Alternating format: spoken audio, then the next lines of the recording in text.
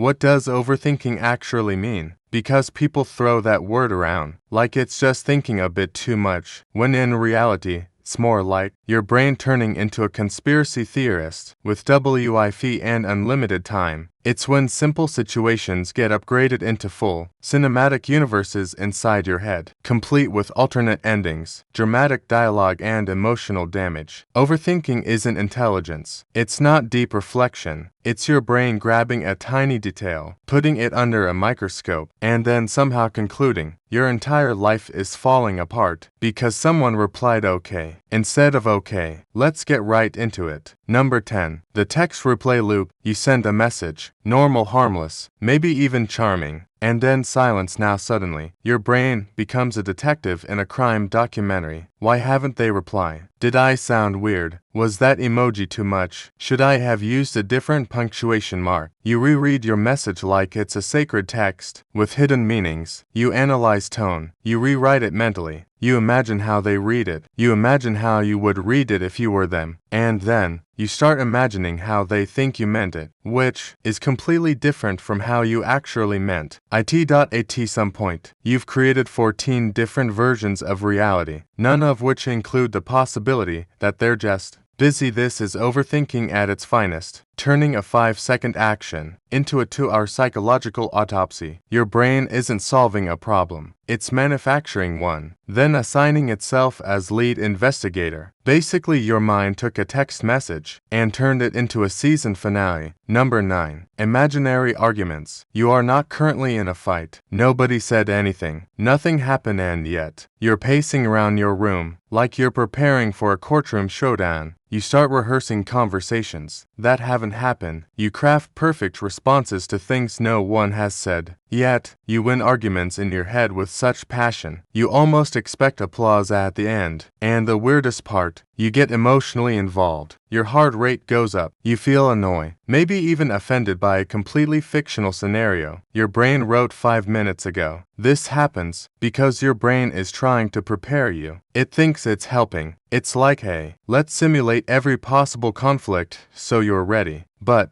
instead of helping, it just drains your energy. Fighting ghosts. S0. Now you're tired, slightly irritated, and mentally exhausted from arguing with someone who is currently just living their life, unaware that they've lost 3 debates today. Congratulations, your brain just shadowboxed itself into emotional fatigue. Number 8. The micro-mistake spiral. You said something slightly awkward, not terrible, not offensive, just a little off, and instead of letting it go like a normal human being, your brain zooms in, like it just discovered a glitch in the Matrix. Suddenly, that one sentence becomes your entire personality. Why did I say that? That was so weird. They definitely noticed. They probably think I'm strange. Actually, they know I'm strange. This is it. Social reputation destroy. Meanwhile, the other person forgot what you said approximately 3.7 seconds after hearing it. But your brain, no, it saves. It replays, it enhances. It adds dramatic lighting. Overthinking loves turning tiny mistakes into life-defining moments. It treats a small social slip like it's a permanent stain on your identity. In reality, most people are too busy overthinking their own mistakes to even register yours.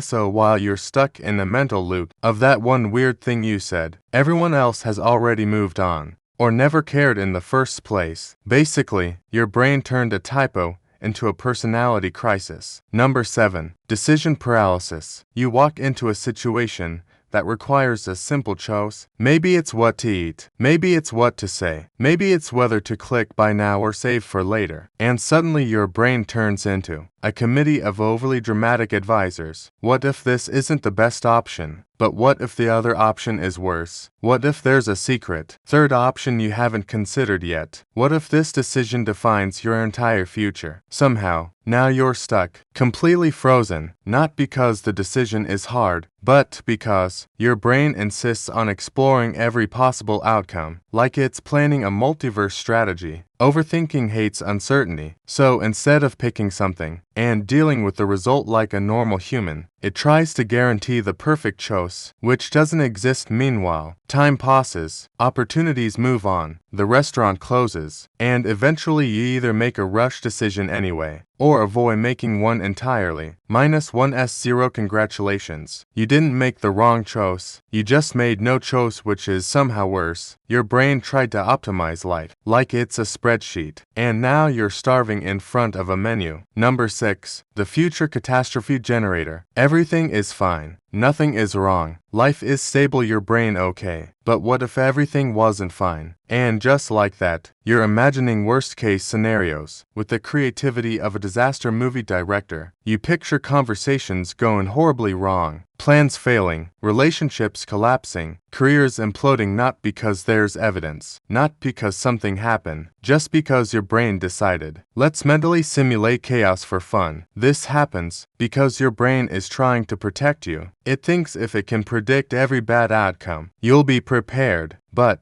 instead it just feeds you a steady diet of anxiety. You start reacting emotionally to things that haven't happened and might never happen. You feel stressed about events that only exist in your imagination. It's like watching a horror movie where you wrote the script, directed it, and then forgot it's not real.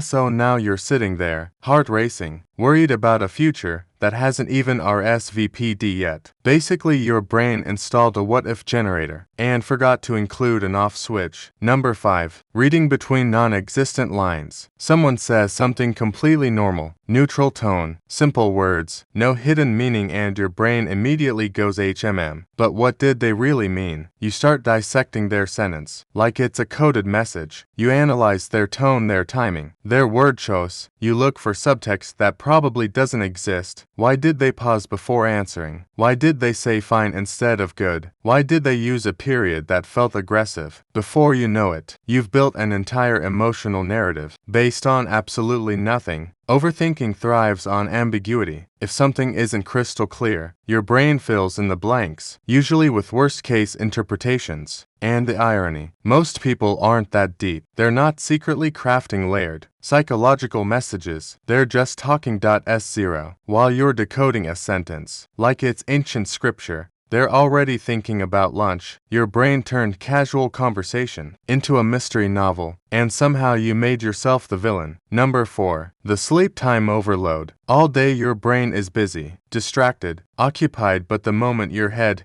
hits the pillow, your mind suddenly remembers everything. That awkward thing from 3 years ago. Let's revisit it. That decision you made last week. Time to question it. That random thought about your future. Let's spiral. It's like your brain waits until you're physically incapable of doing anything productive and then decides it's the perfect time to hold a full conference. Thoughts start stacking. One leads to another, then another, and suddenly you're wide awake, staring at the ceiling, like you just unlocked a hidden level of consciousness you didn't ask for. This happens because there's no more distraction, no noise, no input, just you and your thoughts. And unfortunately, your thoughts have no chill. So instead of sleeping, your brain decides to process every unresolved idea, fear, and memory all at once. Basically, your body is trying to shut down, and your brain is like, now feels like a great time to overanalyze your entire existence. And just like that, sleep becomes optional, and overthinking becomes a midnight hobby. Number 3. The what did they think of me loop. You leave a conversation, it was fine, normal even, and then 5 minutes later, your brain hits you with yeah, but what did they think of you? Now you're replaying the entire interaction, like security footage. Every word you said gets reviewed, every reaction gets analyzed. You start judging yourself through someone else's imaginary perspective. Did I talk too much? Was I too quiet? Did I sound confident or just weirdly intense? Did I laugh at the wrong time? You basically turn into both the actor and the critic of your own performance. Overthinking here is your brain trying to manage social approval. It wants to make sure you're liked, accepted, and not accidentally embarrassing yourself. But instead of helping, it traps you in a loop where you assume the worst interpretations. Meanwhile, the other person has likely moved on with their life, possibly forgetting half the conversation already.